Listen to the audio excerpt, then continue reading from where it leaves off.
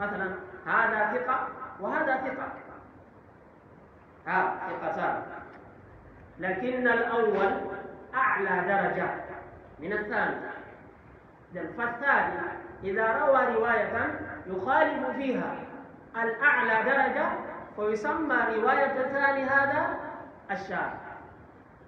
وإن كان لم يخالف إلا واحدا فقط، لكن هذا الواحد الذي خالفه هو أعلى منه درجة في العلم،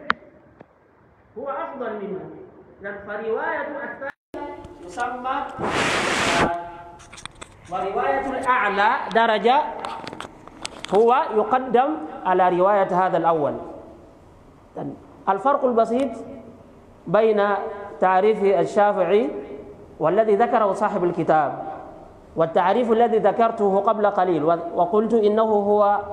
التعريف المختار عند المحدثين وهو عليه أغلب المحدثين، الفرق أن في التعريف الأول المذكور في المذكرة هنا يشترط أن تكون المخالفة للجماعة، أما التعريف الثاني هو لا يشترط الجماعة بل هو يشترط ماذا؟ القوة. إذا كان المخالف أقوى من المخالف إذن فرواية المخالف مردودة وغير مقبولة. طيب، فرواية المخالف يسمى الحديث الشاذ، والذي خالفه يسمى هذا الحديث المحفوظ. الحديث المحفوظ أي رواية هذا الأعلى، الثقة الأعلى وثقة الأفضل، روايته تسمى المحفوظ، الرواية المحفوظة يعني. والذي خالفه وهو أدنى درجة من هذا فروايته يسمى الرواية الشاذ أو الحديث الشاذ. أدري هل هذا مفهوم؟ والله تمام. طيب، بعض الأشياء يعني نجعل بالفلانية. طيب، إذن الحديث الشاذ كحديث متواتر في اللي دو حديث دو كهولار يعني هموماري كدي غاندال حديث نتواتر ko hunji ko hino tabiti himo mari kadi nundal ko wiyete kon al adala ko fewdo ka dina makko ko hunji kon kadi hino tabiti badi pijido didi ka gandal hadith be golliteredi modja goddo no wona sayi go haratawa hakkinde do no weli modja himo hunjo kono tawa dina kam modja yusamma hada al fasiq. So goɗɗi woni arata ko fasikajo riwayaji makko ɗi ƴettatake ka hadis fi hennu ko marɗo gandal kono o gollitirta gandal ngal. Rawi sahibu bid'a, rawi yashrabu dukhan, rawi yani yakdhib fi hadithihi ma'a an-nas, fa idha rawa hadithan la yuqbal. Limadha? Lianna indahu al-fisq. Neɗɗo filletoɗo hadis tawa ko fenowo, fillotoɗo hadis tawa ko fimowo, fillotoɗo hadis tawa mo wonde bid'a, on ɗon riwayatuhu marduda. Limadha? Lianna indahu alfisq, himo ɓari fasiqiyaɓe. Joni ko neɗɗo fasikujo on ɗo awa hadis makko ƴettatake. Yo taw kadi awa so tawi o ala probléme ka dina, no wooda kadi hoɓɓe goo dina maɓɓe kano selli ko sunnayankeɓe ɓe ala probléme dina, kono hunjagol ngol kadi ko subhanallah. So hunjike faljay moƴƴa are ko hunjoto kon tabita. Si on ɗon kadi fillike hadis makko la yuqbal. ɓeynay kaari abidun indahu kathratul ghalat, kaari mo hunji de kaari no mari dina moƴƴa ko rewowo Allah moƴƴa, kono imo ɗuuɗi kadi faljugol moƴƴa noon. joni hino ka dewal o wala probléme, kono ko hunji kon tabita. joni ɗulle hiɗo geli ɗo e wiyede hadisaji ɗen fof mo windama taw ka defte tawi bus hunde toon hadisaji ɗen. joni so tawi an ndiɗa maɗa kano selli kono ko hunjotoɗa kon sella, haɗa sa fillani kimɓe ɓen hadis hino hula watta janggo hadis on juuɗe karmo koɓe filloɗa hadis on tawa nano hunjorɗa no hadis on. joni sin ɗo woni haare probléme are hino dina kan no selli yo kono ko hunji ko sella so ɗum kadi waɗi hadis maɗa kadi jaɓeta joni si ɗi piiji ɗo ɗiɗi kala timmi hino ko hunji ko no tabiti machallah hino dina kan kañum kadi ella kadi ala e makko ka dina makko ko ɓeɗo wiyete athiqa tawi joni ko neɗɗo hewtuɗo o daraja ɗo hoolaɗo ka hunjagol hoolaɗo ka dina o fillo hadis kono noon o lundo e fillaye hadisaɓe yimɓe hoolaɓe buskati taw kanko tun ko gooto kono kanko no fillirino hadis on e ɓeeɗa taw no woodi jama kadi hoolaɓe ka gandal e ka hunjagol kanko hadis makko no fillorino hadis on e ɓeeɗa na gootum kanko tun mo lundi ɓeeɗa fof kanko tun mo lundi jama joni awa kanko lundi ɗon hadis makko jaɓetake fi hennu hakkille makko ɗen kanko tun wawata sellude ɓura ɓeya fof ɓen ɗolle kadi ko taɓutuɓe ka hakkille koɓe hunji ko no selli dina maɓɓe kañum kadi koko selli joni kanko tun wawata ɓurde ɓen ɗon fof joni saabu ko lundi kon ɓen ɗon hadis makko on jaɓetake joni kon kanko lundiɗo oya jama ko hadis makko on kanko wiyete alhadithu ashar jama mo lundi on ko hadis ɗen no wiyete alhadith almahfoud wiɗen o tarif ɗo ko tarif imam Shafi'i wa ulama alhijaz tarif gono ari kanko o tarif ɗo iɗi seydi seeɗa on tarif ɗon ko honno janti ma rawahu lmaqbul mukhalifan liman huwa awla minhu ko neɗɗo jaɓanaɗo tawa hadis makko no jaɓe sabu ko hunjoto ko no tabiti dina makko kankañum kadi ino tabiti o lundo noon neɗɗo ɓurɗomo ɓaka karmo koɓe hadis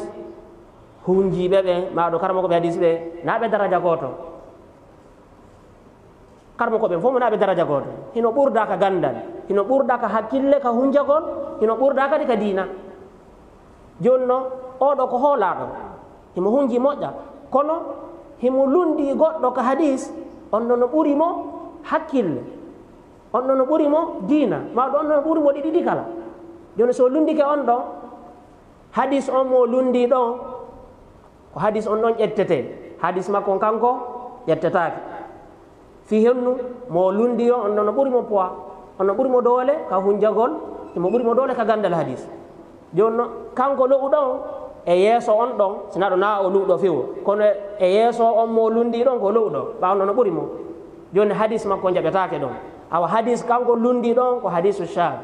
mo o lundi on to karmo koji ɓurɗo mo o hadis on ɗon wiyete alhadis almahfoud différence on ɗon hakkude tarif momi janti on ɗo joni e tarif winɗa ɗon ko deftere ɗo wiɗe ko différence goto tarif win ɗon ka mudakkira ga ɓen ɗo hiɓe waɗi charte yo taw o lundi ɗon ko jama bus o lundi amma tarif momi janti on ɗo joni hay sey ko goto pe o lundi so on ɗon no ɓuurimo are ko hadis on ɗon waɗete yeeso kanko lundi ɗo hadis makko accide so yino winda kada ka defte hadis o riwaya ɗo ko riwayatun shadha are ɗo firi ɗon famama seeɗa tamam tayi wal munkar o hadis ɗo kadi hino tawa e noneji hadis ɗi jantiɗen ɗi al ahadithu daifa bi sababi al mukhalafa hadisaji lo'uɗe ɗen ɗe tawata ko saabu lundagol goɗɗo hadisaji ɗen lo'i o ɗo kadi koye ɗin noneji ɗon tawa ko yiyata ko al hadithul munkar ko honɗum kadi woni al hadithul munkar karmo koɓe maaki wa huwa ma tafarrada bihi wahidun gayru mutqinin wala mashhurin bil hifzi ومعنى هذا الحديث المنكر كنت تواتا نتدو متواتا كو لؤدو كغاندال كهونجاغول كنون فيري واحد غير متقن غير متقن يراد به هنا الراوي الضعيف الراوي الضعيف نتدو متواتا هونجاغول ماكونغو تابيتا سيو هونجيكي himo ɗuuɗi heggitugol maɗo si o hunjike himo ɗuuɗi faljugol maɗo si o hunjike o fuɗɗoto o hadis to o sakkitoro hadis goo maɗo si o hunjike no hadis on ardirno o sanzai goɗɗum go nder ton taw neɗɗo ɗon ko lo'uɗo ka hunjagol o fillo hadis tawa ko kanko tun fillimo wala mashhur bil hifd o andiraka kadi hunjagol moƴƴa sifa on neɗɗo ɗon tun fillike hadis yani himɓe ɓe hulay hadis o fi hennu hino anda kaari oɗo himo anda ko faljo moƴƴa si o hunjike ko hunjoto kon sella joni ko kanko tun filli o hadis ɗo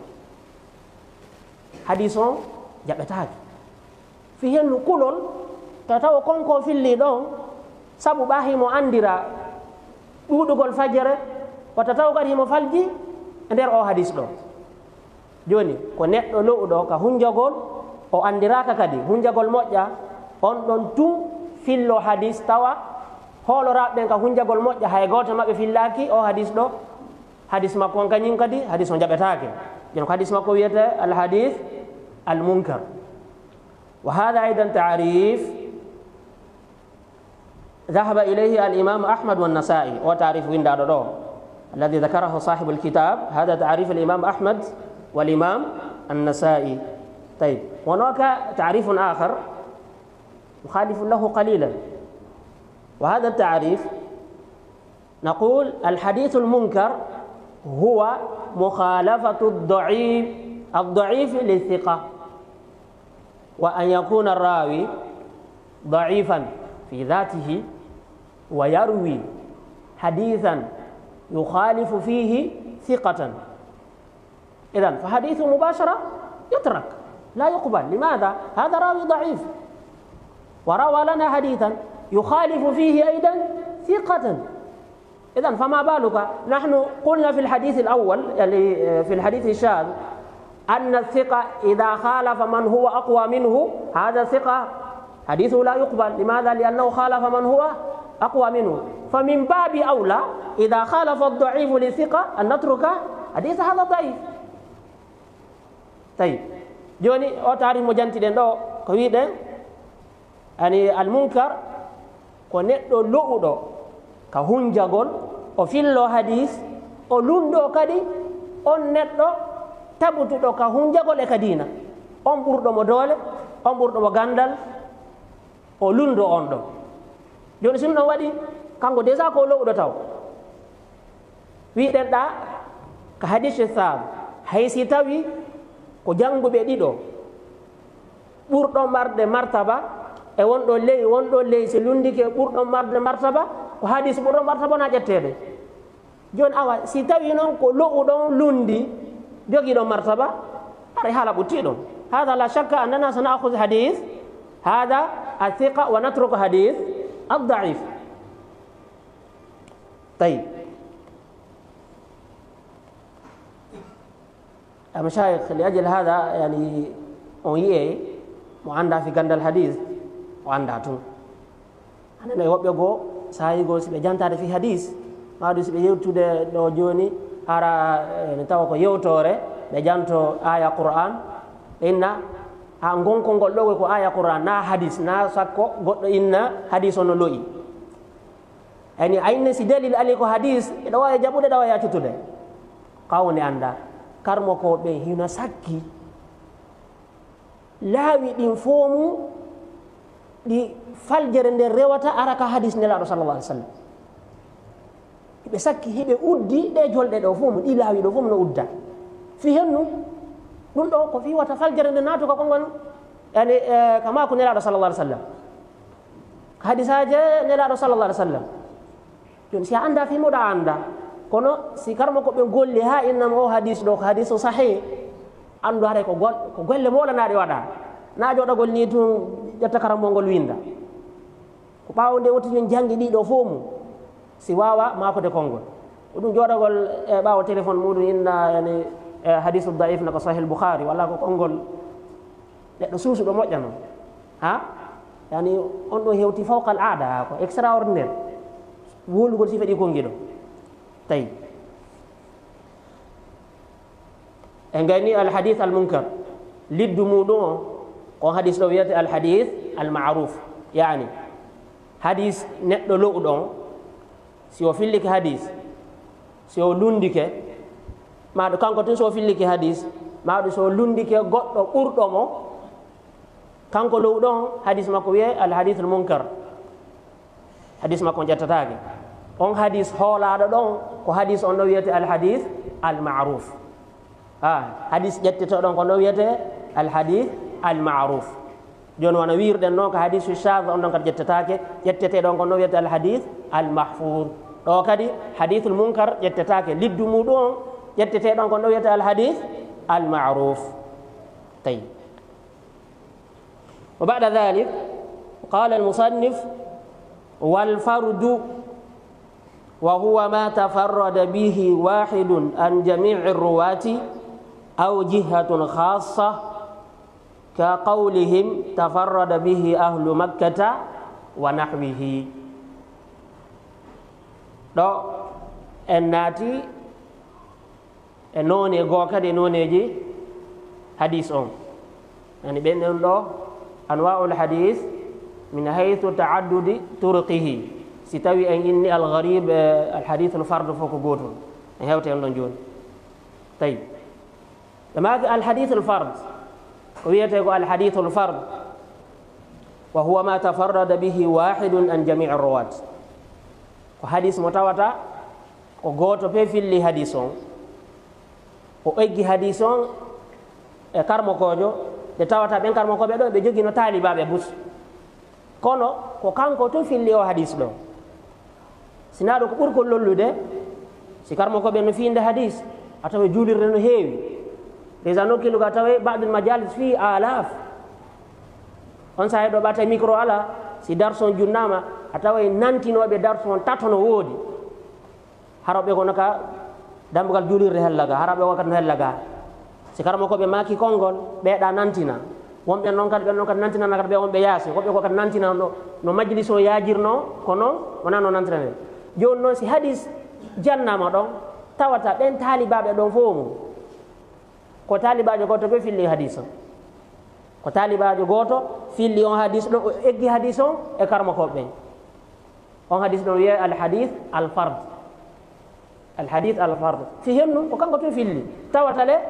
yani fewno hadis on janna na kanko tun wonno toon, ma ɗum karmokoɓe na kanko tun woni jannude, karmokoɓe jogui taalibaɓe bus. joni noon si tawi hay goto fillaki on hadis ɗon si wona goto e ɓen taalibaɓe ɗon hadis on mo on goto ɗon filli hadis o wiya al hadith al fard. tawi aw jihatun khassa, ma ɗum e tawa hadis on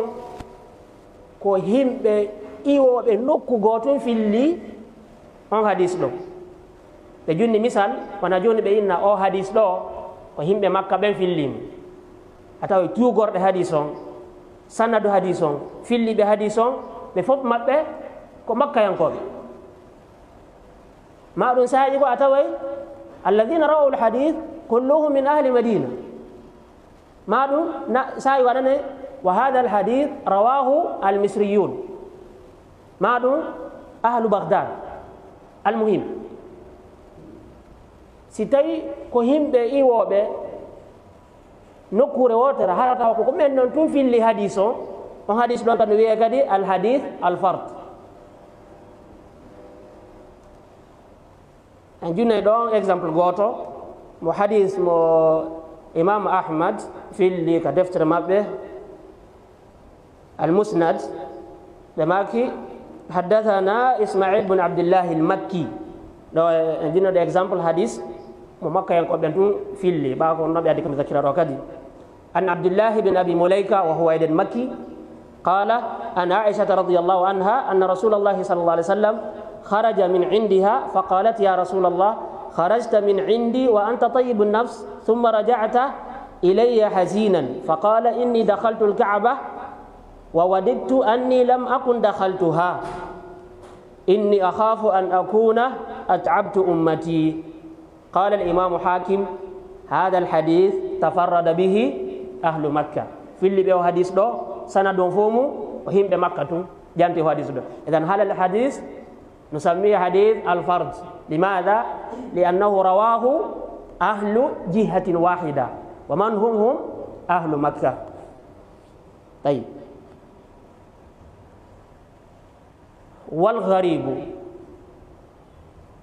والغريب وهو ما تفرد به واحد عن الزهري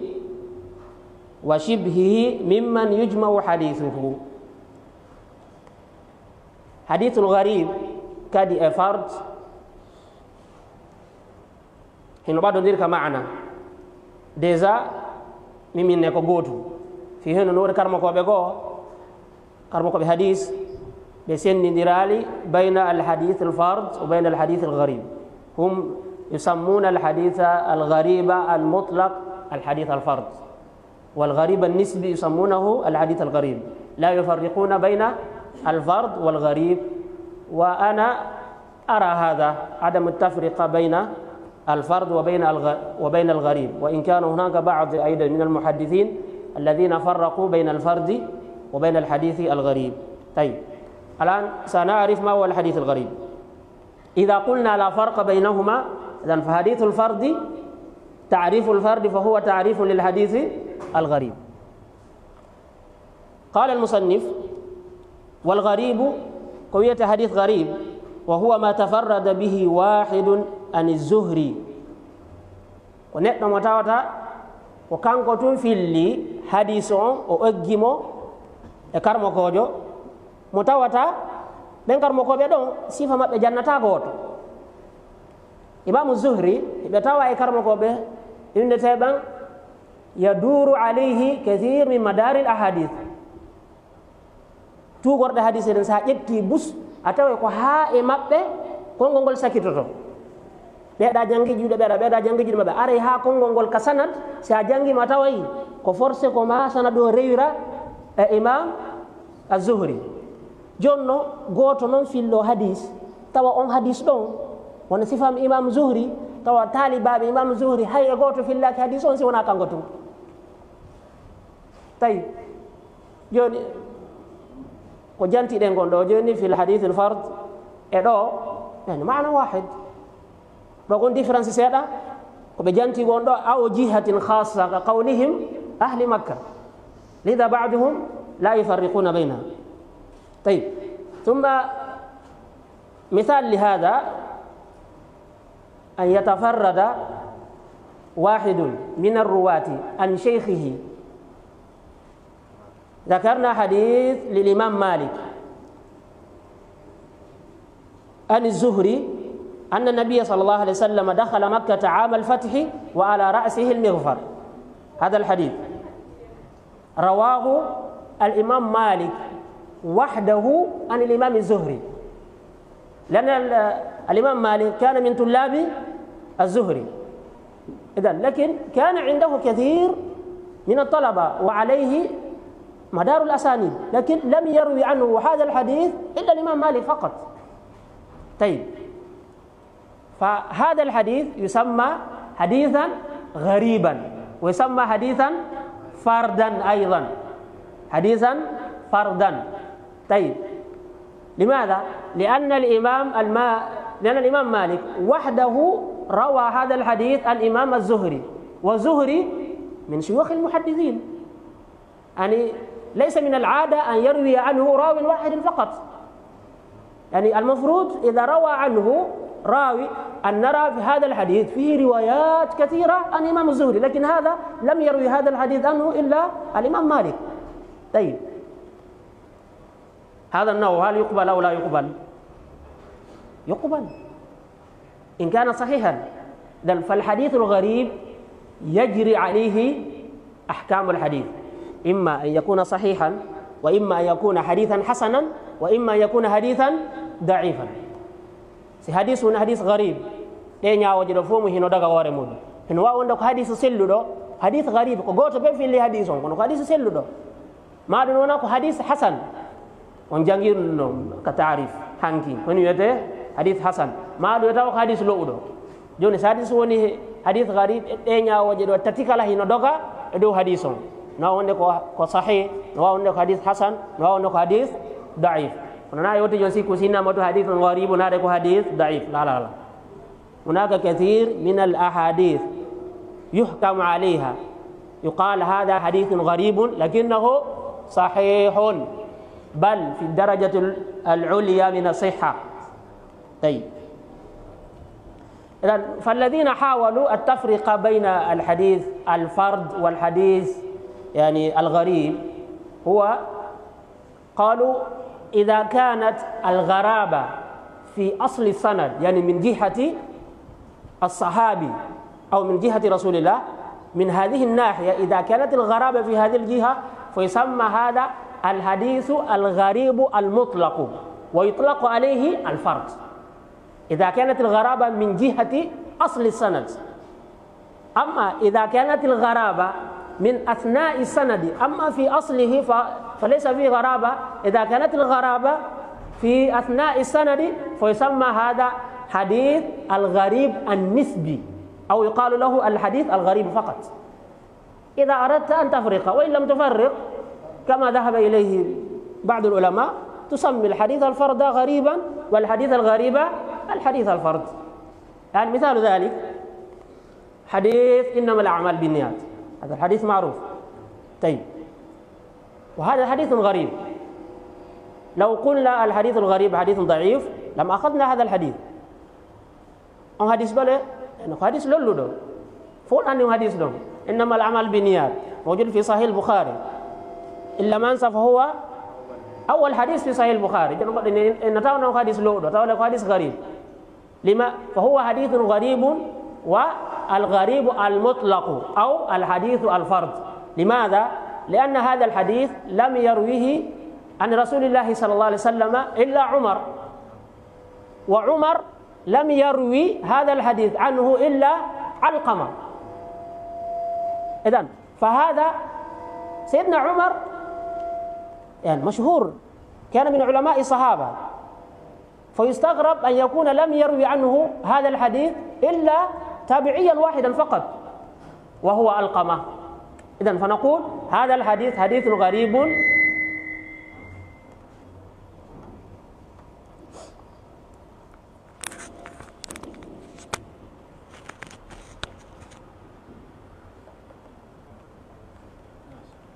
طيب. إذن فهذا الحديث لم يرويه عن رسول الله إلا عمر،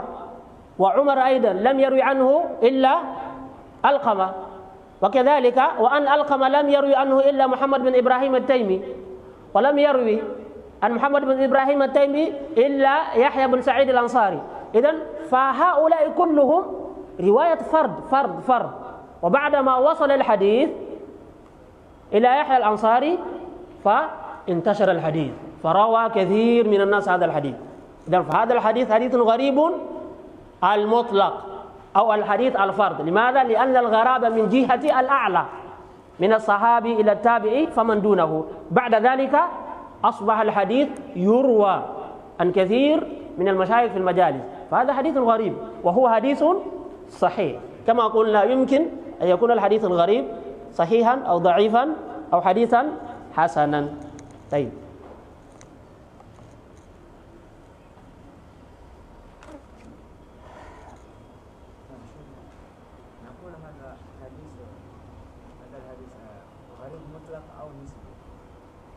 طيب الشيخ يسأل هل هذا الحديث هو حديث غريب يعني غريب مطلق أو غريب نسبي؟ فكيف نجيب إذا كنتم فهمتم ماذا قلته قبل قليل ربما تجيبون. نعم شيخ. أيوة، هو حديث غريب مطلق. لماذا؟ أيوة لأن الغرابة من جهة الصحابي يعني من جهة الأعلى، فإذا كانت الغرابة من جهة الأعلى يسمى الحديث الغريب المطلق أو يسمى الفرد. طيب، قال فإن انفرد به اثنان أو ثلاثة سمي عزيزا، أي إذا كان هذا الحديث الذي رواه هو اثنان أو الذي رواه هم ثلاثة فسمي الحديث حديثا عزيزا. طيب، كأنه يقول لنا الحديث العزيز هو ما رواه راويان أو ثلاثة. طيب، وهذا مذهب الذي هو أن الحديث العزيز ممكن أن يكون ما رواه اثنان أو ما رواه ثلاثة. طيب، لكن فيه تعريف آخر، والمختار الذي ذهب إليه الأكثر أن الحديث العزيز هو ما رواه اثنان أو ثلاثة، هذا لا يدخل فيه حتى لا يصطدم مع تعريف الحديث المشهور الذي سيأتي بعد قليل. حتى صاحب البيقونية هذا ما ذهب إليه، هو أيضا عرف العزيز إما أن يكون ما رواه اثنان أو ثلاثة، قال عزيز مروي اثنين أو ثلاثة، ومشهور مروي فوق ما ثلاثة، يعني هذا ما ذهب إليه صاحب البيقونية. لكن هنا ما ذهب إليه الأكثر أو المختار هو أن نعرف الحديث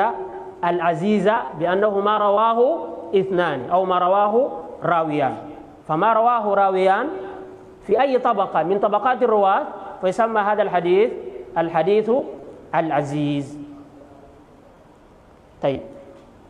قال فإن رواه الجماعة سمي مشهورا، فإن رواه الجماعة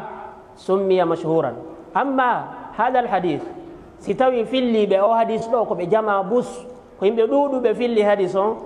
حديث ويته الحديث المشهور. طيب، جون هاري دو حديث المشهور عند الشيخ صاحب الكتاب ابن الملقن، الحديث المشهور هو ما رواه جماعة، والحديث العزيز ما رواه اثنان أو ثلاثة. طيب، ونقول الحديث العزيز ما رواه راويان وهو الأكثر، أما الحديث المشهور هو ما رواه ثلاثة فما فوقه ما لم يبلغ حد التواتر. حديث المشهور تعرف برادون سبيد كو حديث بهم بتاتو في اللي حديثون بور بهم بتاتو كنا توا بهوتالي دغري حديث التواتر جون كو تاتو بور بتاتو تاتو نو بور be don kadi tato kadi inne take sabu mabbe hadithon ko hadith mutawatir joni en hewta joni hadith mutawatir jon awa don inne hadithul al mashhur ko hadith be himbe tato filli ha dow ton tawat hewtali e hadith al mutawatir ko sabu do inne ka ta'rif makko التعريف المختار هو أن تقول الحديث المشهور هو ما رواه ثلاثة فأكثر ما لم يبلغ حد التواتر. فهذا ما اختاره الإمام السخاوي، هذا ما اختاره الإمام السخاوي، وهو المختار عند أكثر المحدثين. طيب، وكذا مثل ما ذكرنا في الغريب العزيز والحديث المشهور يمكن أن يكون صحيحا ويمكن أن يكون حسنا ويمكن أن يكون ضعيفا. لكن إذا رأينا حديثا صحيحا غريبا وحديثا صحيحا عزيزا وحديثا صحيحا مشهورا، أي هذه الأحاديث أقوى وأعلى درجة؟ الحديث الصحيح المشهور فيه إنه وحديث لو كسلوا دو تاتو فقط في اللي حديثه غونغا بهم بتاتو ناينجو سابو في اللي إنه بوري غونغا مغوتو هولادو في اللي إنما مغون كونغول دو جوني كارمو كو بين جانتو دا دكتورا بين hola ben do fumu na docteur kari maki ngon kongol do docteur kari maki wo be dakar janto da ha docteur be sappo ba do jo e kongol ben da docteur kari maki ngon kongol do di ko ngene ni de ko mari dole ko kongol ngo tawata docteur be tato nda jo ha sappo jantike kongol ngol tay amma no ngado holla de hadithul aziz as-sahih la yuqbal la لكن نحن نتكلم عن الأقوى دي دو فوق تفوتي هم بوري مرد دولة. لكن أما من حيث العمل به دي فوق يقول لي ترد دي فوق دي أحاديث صحيحة. أما من حيث القوة هناك من يعني ما هو أقوى من غيره. إذن فالحديث العزيز أقوى من الغريب، والحديث المشهور أقوى من العزيز والحديث الغريب. قال ومنه، هناك يعني ملاحظة يسيرة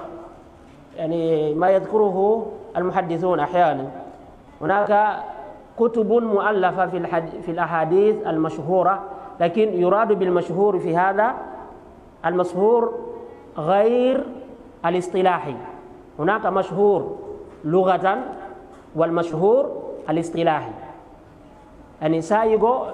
حديث سايغو ويته هذا حديث مشهور، معناه حديث سايغو لولو ده harina o maana ɗo na hadis mo tato filli ko hadisaji lolluɗe tawa ɗe anda, yani ka hoore ɗenɗe yimɓe taw hadisaji tawa si a jenga tawa ɓusno andi. Masalan innama al amal binniyat, hadis on ɗo fi tarif al mashhur gayri al istilahi, hada hadith al mashhur tawata naka mashhur o tarif ɗo hara tawa ko wiɗen ɗo hada hadith al mashhur ma'nahu المعنى اللغوي، معناه الحديث المعروف. لأن فحديث إنما الأعمال بالنيات من الأحاديث المشهورة، أي من الأحاديث المعروفة. كونون سين أدي كتعريف المحدثين، فحديث إنما الأعمال بالنيات ليس حديثا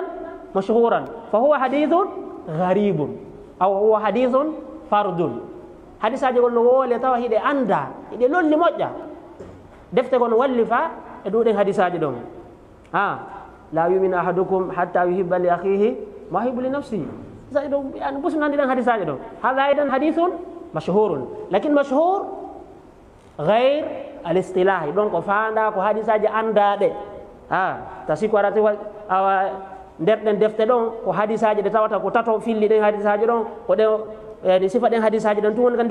nder ɗen defte ɗon. La, hada hadithun mashhur ghair al-istilahi. Goɗɗi gono wona déjà tawana hay hadis, tawa ko haalaji montaɗi tun. Goɗɗi gono tawa ko hikma, masalan yaqulun hubbul watan min al-iman, wani yaquluna qala rasulullah, déjà wona kongol nelaɗo sallallahu alaihi wasallam ko min al-hikam, yani kongi labaɗi ɓenna hino tawa iman hiɗugol hoɗo maɗa ngol. kono noon yani innugol hunde no tawa min al iman la budda no harata wada jogi dalil ba masala imaniya, al masalatu al imaniya masalatu diniya, tay ɗum ko hikma noon kono na ko gonelaɗo no la e hadis no kono ko kongol lollugol. o masalan ɓe inna yani kongi ko aywa man arada dunya fa alayhi bil ilm wa man arada al akhirah fa alayhi bil ilm wa man arada ad dunya wal akhirah fa alayhi bil ilm. Non kadi nama ko nelaɗo sallallahu alaihi wasallam na hadis mono faala aduna yo ɗaɓɓu gandal, mono faala lakara yo ɗaɓɓu gandal, mono faala ɗi ɗiɗi kala kadi yo ɗaɓɓu gandal, na hadis de ko kongol mashhur. yuqal innahu min al imam ash-shafi'i, kono kongol labangol illa kada ko gonga. Mono faala aduna o jange, mono faala lakara kadi o jangay, mono faala ɗiɗo ɗiɗi kala o jangay, kono de na hadis laysa hadithan wa in kana kalaman mashhuran. Awa sifa ɗiɗo fof muno e nder ɗe defte ɗon joni, kono déjà wiɗe na hay hadis na sakko ferano goɗɗo inna awa ko hadithun mashhur ma rawahu thalatha. idan fa huwa hadithun mashhurun yani al mashhur al lughawi aw ghayr al istilahi, wa hadha yakhtalif amma nahnu fihi alladhi al hadith al mashhur alladhi rawahu thalatha. طيب قال ومنه المتواتر وهو خبر جماعة يفيد بنفسه العلم بصدقه. هنا توا كدي انونيجي حديث اجده ko wiyete ko alhadith almutawatir. ma sinnama noon alhadith almutawatir wa huwa khabaru jamaa. khabaru jamaa bimana hadithu jamaa, lianna alkhabara min almustalahat almutaradifa lilhadith. alkhabaru والاثر والسنة من المصطلحات التي لها معنى الحديث، وإن كان لها معاني أخرى، لكن هنا قوله خبر جماعة معناه حديث جماعة، يعني حديث جمع بس في اللي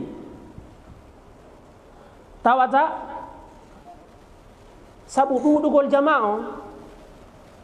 goto wawata fennude hadiso inna jon hadis mo tawata sahabaɓe sappo nogayo capantato capanɗe jeɗɗo temedere eko fawi ɓen ɗo fo mo hawta fillo hadis goto taw sahabaɓe bus ara noon kadi sikka ala muɗum si sahabaɓe ɓuri capanɗe jo filliki hadis tabi'ina on ko temeɗɗe si tabi'inaɓe temeɗɗe filliki hadis atba'u tabi'ina ɓene ko guluje idan misle hadi l ahadis ɗi hadis aji ɗo wiyete alhadis mutawatir ko en ɗon kadi ɓuri daraja hadis aji ɗen fo alhadis mutawatir ko hadis mo jama filli tawata goto sikkototako inno ihi awa o hadis ɗo no gasa mo wawi wonde hadis lowɗo fi hennu ɓe jama ɓeɗo fo mo wawata fottande e faljere ɓeɗo fof mo wata fillagol konngol tawa faljere no nder toon ɓe fof ɓe fottano konngol tawa gon konngol ɗon faljere no nder toon la hada mustahil tan so ɗum woni hadis o wiye alhadis almutawatir wa huwa ala daraja on ɗon kadi ɓuri towde daraja hadisaje ɗen fo kono hunaka tambi joni otijo hiye ka saha woɓɓe go faalaɓe fanɗinɗe fi hadis on kala hadis mo wona mutawatir haɗa ɓe jasini fi makko hadis aji wonde mutawatir ko ɗin nantu ɓe ƴettata hadis kala ko wona mutawatir ɗen hadis aji ɗa taway ɓe jasini fi majji en innile senditugol ngol hadis waɗade alhadis almutawatir ko noon ɓuri daraja si wi ɗon ara alhadis almashhur si wi ɗon ara alhadis alaziz si wi ɗon ara alhadis الغريب من حيث الصفة وهناك حديث متواتر إنما حديث المتواتر هذا لا يكون حديثا ضعيفا سيوني حاسب إن هذا حديث متواتر أحتون جناكي هندك دار غونغو لسك حديث ما وند صحيح ما وند حديث حسن ما وند حديث ضعيف لا هذا الحديث جاوزت القنطرة الحديث لومبي كان غونغو غسيدو هذا on حديث non kadi ko hadith selludo bila shak ɗe hadisaji hedditiɗe wiɗen ɗen ɗon wawa wonde hadis sahih wawa wonde hasan wawa wonde hadis daif kono ɗum ɗon noon kadi holla hadis kala mo wona mutawatir ko ya jaasi fi on hadis ɗon ɓen no woodi joni ka sasi ɓe ari sa jantani ɓe tum inda ahi o hadis ɗo yani laysa hadisa mutawatiran maɗum ɓe salo gollitirgol hadis tawale pourcentage hadis mutawatir e hadisaji hedditiɗe no gasa si ɗuuɗi han ko 5%. si ɗuuɗi ha sa moɓidiri hadisaji ɗen fof ko wiyete ko mutawatir tawa ko jama bus filli sappo ha dow ton ha nogay ha capantato ha temeɗɗe si a ƴetti ɗen hadisaji ɗo e hadisaji tawete ɗen ko goto fillire maɗum ɗiɗo maɗum tato ha dow tato seeɗa a taway ɗeeɗade jama on filli ɗe ɓurata 5%. joni si tawi ko ɗen ɗon to wona gollitirede maɗo ko ɗen ɗon to julnete doole e hadisaji selluɗe hedditiɗe ɗa ɗen ɗon koyɗe jasine haɗa dina kam fof gollitirtake joni ɗum noon kadi waɗugol tambi ɗiɗo o sendidirgol ni hadisaji ɗen ko hollugol ngol ko hadis on ɓo ɓuuri sellude e sa nani kadi hadis mutawatir ko marɗa hande kadi golle ko tefugol famugol hadis on haray hada al hadis qat'iyu thubut hadis on no tabiti sikka ala e muɗum haray hande kadi an golle maɗa ɗen ko duwaɗa wadde ko tefugol andugol ko honnum o hadis ɗo tindini al hadis mutawatir amma hadisaji hedditiɗen ɗon haray ɗo mari golle ɗiɗi al awwal tefa taw gonkol innangol ɗo qala rasulullahi sallallah alih w sallam maɗum faala rasulullahi sallallah alih w sallam est ce que ko konngol sellugol fellitano noon taw so ko konngol sellugol ko hadis selluɗo fandi ɗe hihi selli nelaɗo ma ki gonkol ɗo sa gayni noon hande kadi tefa o hadis ɗo ko henɗum tindini fi hennu ta mahu konngol maɗa maɗum ñawore diina e hadis mo tawata hadis on sella ɓa sa ƴetti ɗo joni hata ko hadis daif ƴettuɗa taw ko hadis lowɗo yaltina ñaworeji diina bus nder tom masalaji ma yustafad min al hadis yustafad minhu kada wa kada tawa ko hadis daif joguiɗa haray ɗen ñawoje ɗon kadi kala ko joguiɗa kulluha ahkamu daifa limadha li anna ما بني على الباطل فهو باطل، وهذه الأحكام مبنية على هذا الحديث الضعيف. إذن فكل ما يعني تبني على هذا الحديث الضعيف فهو ضعيف أيضا. قد أنت أقول نقول لما رأته يعني أن رتوها stay حديث ونسل جوني قد نويته الآحاد، الحديث الغريب، الحديث العزيز، والحديث المشهور قد نويته الآحاد، الحديث الآحاد. hewtuɗen daraja tawata jama busno filli a hatto jinnaki tefugo tawi hadis ono selli ko ɗen ɗo wiyete alhadith almutawatir. kala hewtuɗen ɗen hadith almutawatir heno wawi wa ayaji qur'an, ayatul qur'aniya aidan goɗɗo hatto jinnaki tefugo est ce que o aya ɗo no selli, est ce que o aya ɗo ko sahiha, ko aya hasana, ko aya daifa, ha hande o nani ɗum la. limadha li anna al ayat al qur'aniya thabitatun tawaturan bila khilaf. joni sa jangi aya qur'an golle maɗa nder ton ko tefugol famugol ko honno o aya ɗo tindini, kono a innata o aya ɗo daifa, o aya ɗo no loyi, o aya ɗo no mari doole. o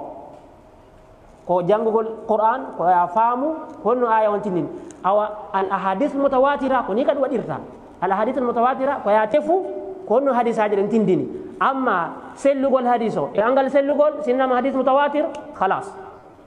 amma al ahad ko woni al gharib wal aziz wal mashhur ɗiɗo tati kala ko a tefu taw anda sa hadis on no selli, simo selli non tun no si ɗaɓɓa famugol ko hadis ɗo tindini. kono holla kadi de al ahad ko ya jasim fi majje, kala mo nanirɗa ɗum ɗon woɗɗitomo. on mazhab ɗon ko mazhab muhdatha, mazhabun muhdathun, ko laawol sincangol ko neeɓa, ko himɓe falsafa fuɗɗi natude. wal mutakallimun indama dakhalu fi ilmi al hadith bada'u yaj'aluna ka anna al ahad la qimata laha aw yuqalliluna min qimatiha. هم يركزون فقط على الأحاديث المتواترة وهو خطأ. إذا رأيت هذا عند أي شخص فخذ حذرك منه. أري يا هكيل يا ولد سنادو وأدنت أشياء غريبة بيجي كهوا كيجي موجنو دون مذهب المحدثين فقط كو أندقول حديث هذا دقريج مجدين. أما كو قول لي تيرغون سيسلي نقول لي تيرتانو الحديث يعني الآحاد أقول لي تيريمو sagayni kadi gollitira alhadith almutawatir ɗi fof majji a gollitireɗi, a jasinta fi oɗa, teddina fi oɗa, maɗo mawnina fi oɗa. طيب والحديث المتواتر مثلا نذكر حديثا واحدا منها. هذا الحديث من كذب علي متعمدا فليتبوأ مقعده من النار. ما حديث دوم نرات ماكي صلى الله عليه وسلم kala tewiɗo o feni hoore am o inna nelaɗo maaki kala rasulullah tawa ko fenande oti yon woni nelaɗo makki sallallahu alaihi wasallam kala suusuɗo ɗum ɗon awa yo prépare place makko on ka yita jahannam. ko ɗum si woni musidɓe, si woni ha a inni qala rasulullah eto wola ko nelaɗo makki kon dey, se a anda panka. ko ɗum hay karmo ko ɓen kulol yani wolugol konngol e dow nelaɗo si ɓe filliki hadis on tawi ɓe sikkitike est ce que ɓe faljali ka hadis ka fen hadis ɓen nayi aw kama qal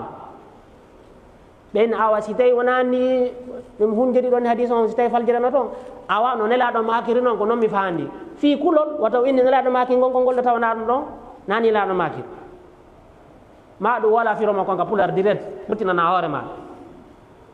ɓa woɓɓe ko kono ɓe watta ɓaare yani ɓe wawa yarab hadis on jiɓantomo tun seeɗa o créana hoore makko mooji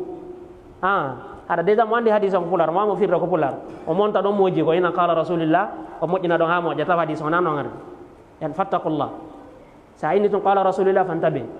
neɗɗo maki sallallah alih w sallam kala tewiɗo feni hoore am tawi nani mi woliri ara yo ƴetti place makko ka hiite. on hadis ɗon rawahu 70 min asahaba, sahabaɓe capanɗe jeɗɗo حتى بعضهم قد أوصلوه إلى 100. إذن هذا حديث متواتر. حديث on ɗawa sa yi on hadis ɗo man kadaba alayya mutaammidan falyatabawa maqadahu min annar golle maɗo ko tefugol ko honno o hadis ɗo firi ko ñawoje jelo jelo yaltinte nder o hadis ɗo. kono hattu jinnaaki hande kan daarugol est ce que o hadis ɗo no selli abolam yami dara ka defte la tahtaj o hadith mutawatir khalas jawazat al qantar tayyib wa ma ashbaha dhalika hadis aje kadi busno wodi de tawata ko hadith mutawatir ko no wiiden e ɗuuɗa wa ahadithul ahad tayyib ɓe maaki والمستفيض وهو ما زاد رواته في كل مرتبة على ثلاثة. الحديث المستفيض عند كثير من المحدثين لا يفرقون بينه وبين الحديث المشهور، وأنا أميل إلى هذا، أميل إلى مذهب العلماء الذين لا يفرقون بين الحديث المستفيض وبين الحديث المشهور. إذن فنذكر التعريف الذي ذكرناه للمشهور. لذا وقال هو ما زادت رواته في كل مرتبة على ثلاثة. إذن وقلنا هنالك أيضا ما رواه ثلاثة فأكثر ما لم يبلغ حد التواتر. إذن فما الفرق؟ هو طيب. إذن جانتي دو الحديث المستفيد وحديث متواتر في اللي بحديثون مرتبة كلا هنا بوري تاتو طبقة في اللي بين حديث تواسي عنداري مرتبة كلا في اللي بحديثون هنا بوري تاتو جون كودون كاري بيدان جون حديث مشهور وإلى تاتو هادو جون سي بوري كادي تاتو كادي هادي كو كاجو بانون كامبي دو كوني هابي أدي المستفيد فيري هم رأوا أن ما رواه اثنان أو ثلاثة يسمى حديثا عزيزا كم به ستاي قطعت في اللي حديثون أو حديث العزيز. أما حديث مشهور كم به بإني ما رواه جماعة أنكو جلو يعني بتوضح. لذا ويدن مذهب ويدون حديث المشهور كو حديث متواتر تاتون في اللي إدو كو مذهب دو برسلو في يلتي غونغول sitay tato filli hare woni ande kadi hadith al-mashhur sitay ko dido hare woni hadith aziz amma hadith mo tato filli wawata wonde hadith aziz haystawi be karmo ko be do on masab don yehi e sahibul bayquniya wona janto da non gadi joni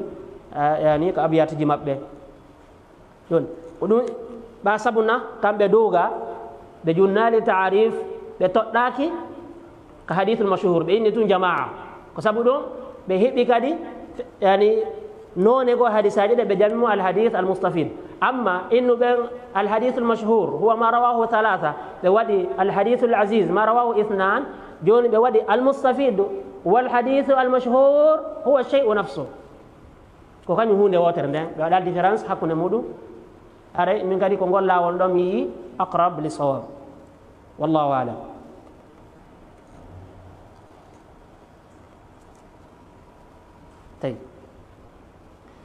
joni en iwi e noneji hadith wiyetede al hadith min haythu ta'addud turuqihi ko nden janti do jen taqsimul aw anwa'ul hadith min haythu ta'addudi turuqihi noneji hadith on sabu ɗuɗugol laawi ma ɗum filletoɓe hadith on ko ɗin ɗon woni al hadith al mashhur e al hadith al mutawatir al hadith al mashhur أو المستفيد والحديث العزيز والحديث الغريب. طيب الآن ندخل في قسم آخر ويكون الحديث المعلل. ما الحديث المعلل؟ ما الحديث المعلول؟ إن تتكلم وياك دفتر حديث كدفتر حديث أي الحديث المعل أي الحديث المعلل أي نوين دي سايغو الحديث المعلول. جوني كارموكو بماكي إن بورندن سلودة كو وي الحديث المعلل. الحديث المعلل سبنا فعل مكون ومن أعل يعل جوني اسم المفعول منه كو يونو كو معل نا معلل نا كدي معلول نا معلول يعني كو يعني رباعي نا ثلاثي. يعني حتى يقال إنه الحديث المعلول khata'un lugawiyan ay si tawino karmo ko be hadisa be bus jamirno non damangal bin al hadith al ma'lul lakin al insanu la yaslam min al khata' al kamalu lillahi wahdahu. Taib in jamu gol damangal al hadithu al mu'al huwa ma dhahaba ilayhi akthar al ulama wa huwa al aswab innu al hadith al mu'al yon kon woni al hadith al mu'al madu ma'lul madu mu'allal yoni en jammay al aswab naqul al hadith al mu'al. طيب قال وهو ما اطلع فيه على علة قادحة في صحته مع السلامة عنها ظاهرا أو أقسام الأحاديث أو الأحاديث الضعيفة بسبب العلة حديث جلو دين تتاوتا إلا غونو كحديث ngal damal ɗo noon ɓe inne al ahadithul mu'al ko damal nde tawata hay karmo koɓe hadis ɓen fuu mu wawali yollutude fi hennu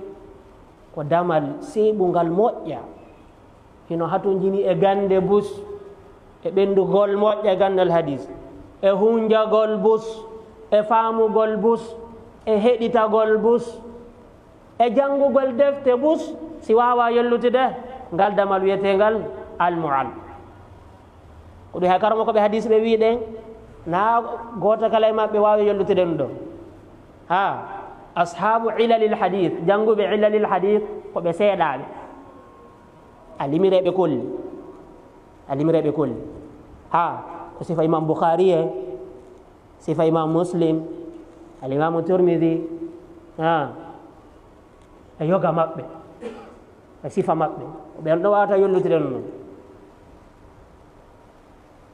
joni amma si tawi oti jon hewtali on degré ɗon a wata yollutude gandal ko wiyete ko ilalil hadith ɓa kañum ko faljere suuɗinde e juuɗe karmo koɓe hadis hoola ɓen kadi ɗum gaddama ɗo faljoɓɓe ma ɗum ella kan na e juuɗe lowɗo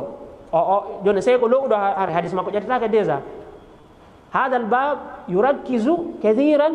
ala akhta'i thiqat ala akhta'i athiqat ɓura ɓen hoolede faljero ɓen no togo sey ko koɓe faljata kon aw ko gandaman ɗo wiyete al ilal joni an si a janngal tawa hayota degré maɓɓe kono yiyata faljere maɓɓe muskila haray awta yiɗa faljere maɓɓe joni noon ko si a janngi ha sa hewti on degré ko ɗum sayigo ɓeani kay ko sa tawi ɓe sa posi ɓe question sa ini cheikh wona ɓe landino karmo koɓe goo ɓine cheikh ko fiya ɗum sayigo o inne o hadis ɗo ko hadis maqboul hada hadis gayru maqboul ɓen ani ko noon dalil moɗon ani ko konngol mo ngol ko juuɗe karmo koɓe honɓe ittiɗo ɓe addiɓe on karmo koɓe jaabo ɓenna ene joni accami lando